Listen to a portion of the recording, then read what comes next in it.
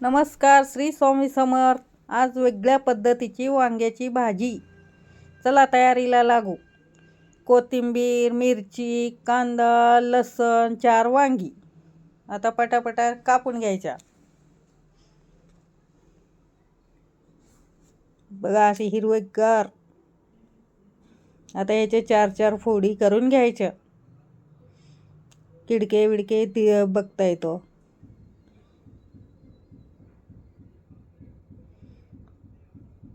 सगळे असे छोटे छोटे काटे काढून घ्यायचे आणि ते कट करून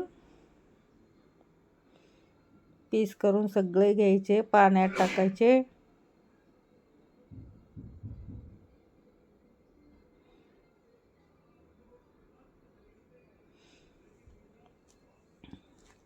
स्वच्छ पाण्यात टाकून ठेवायचे, वरून मीठ टाकायचं.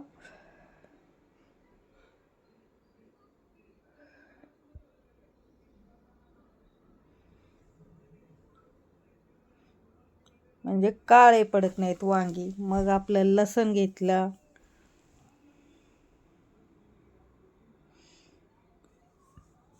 लसण, हिरवी कोथिंबीर बारीक चिरून घ्यायची.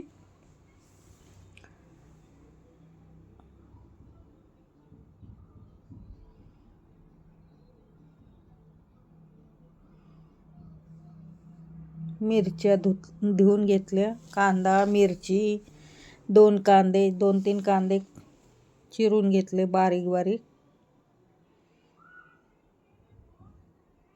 हे लसण आता त्याच्यावरच बारीक ठेचून घ्यायचं आबडधोबड. तर चला कुकरमध्ये फोडणी देऊया.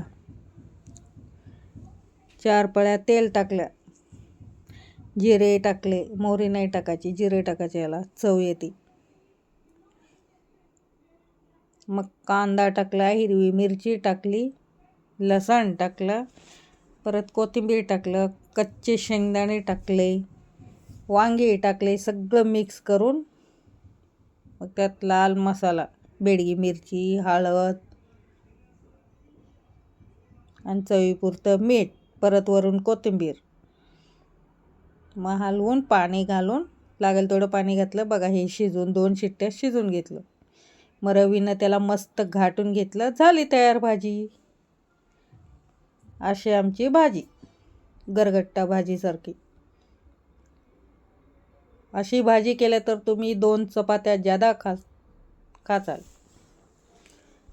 तोंडी लावायला गाजर, कांदा, चपाती. ही होती आजची रेसिपी आमची.